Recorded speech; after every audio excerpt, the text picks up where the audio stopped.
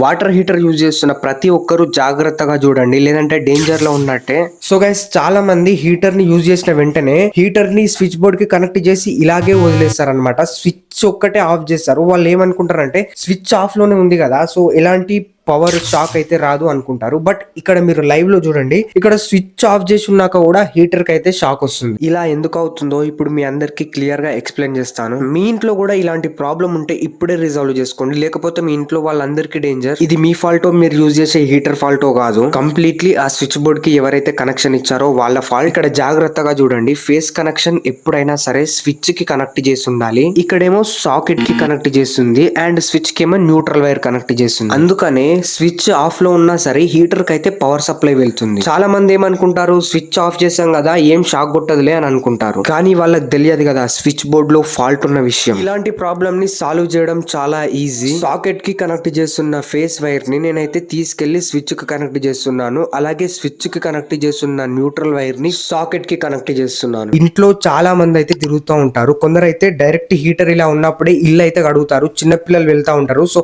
చాలా డేంజర్. ఇలాంటి టెస్టర్ తోటి అయితే చెక్ చేసుకోండి. ఒకవేళ సాకెట్ లోకి డైరెక్ట్ ఫేస్ కనెక్షన్ వస్తుంది అనుకో, వెంటనే దాన్ని అయితే చేంజ్ చేయండి. కనెక్షన్ చేంజ్ చేశాక ఓన్లీ స్విచ్ ఆన్ చేస్తేనే ఫేస్ కనెక్షన్ అయితే వస్తుంది. చూడండి, ముందే చెప్తున్నా, ఇలాంటి కంటెంట్ మీకు ఎక్కడ దొరకదు. మిస్ కావద్దంటే సబ్స్క్రైబ్ చేసి బెల్ ఐకాన్ అయితే ఆల్ లో పెట్టుకోండి.